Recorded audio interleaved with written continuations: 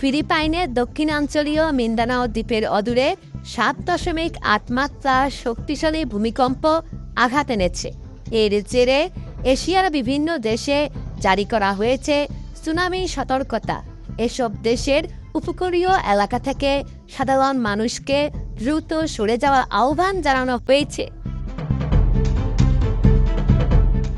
গত ৭ জুন সকাল ৭টা ৪০ কিছু আগে এই ভূকম্পন অনুভূত হয়। মাটির ৩৫ কিলোমিটার গভীরে শক্তিশালী এই ভূমিকম্পটি আঘাত আনে, এমনটাই জানিয়েছে মার্কিন ভূতাত্ত্বিক জরিপ সংস্থা। ওই শক্তিশালী ভূমিকম্প আঘাতের ফলে নিহত হয়েছেন অন্তত ১৯ জন।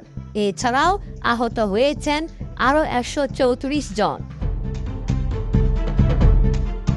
প্রশান্ত মহাসাগরীয় সুনামি সতর্কতা কেন্দ্র জানিয়েছে, ফিলিপাইন উপকূলে প্রায় ১০ ফুট উঁচু জলোচ্ছ্বাস এবং ইন্দোনেশিয়া ও মালয়েশিয়াতে ৩ ফুটেরও উঁচু জলোচ্ছ্বাস আঘাত আনতে পারে। এছাড়া ইন্দোনেশিয়া, ফিলিপাইন ও জাপান সরকার সুনামি সতর্কতা জারি করে বলেছে, উপকূলীয় অঞ্চলে বিপজ্জনক বড় ঢেউ আঘাত আনতে পারে।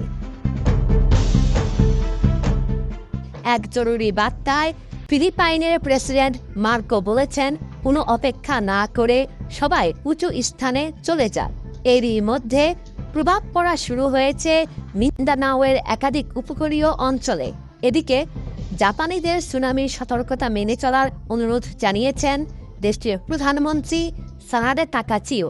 তিনি বলেছেন, যদি উঁচু স্থানে চলে যাওয়ার নির্দেশনা আসে তাহলে যেন সবাই এ নির্দেশনা মেনে চলে।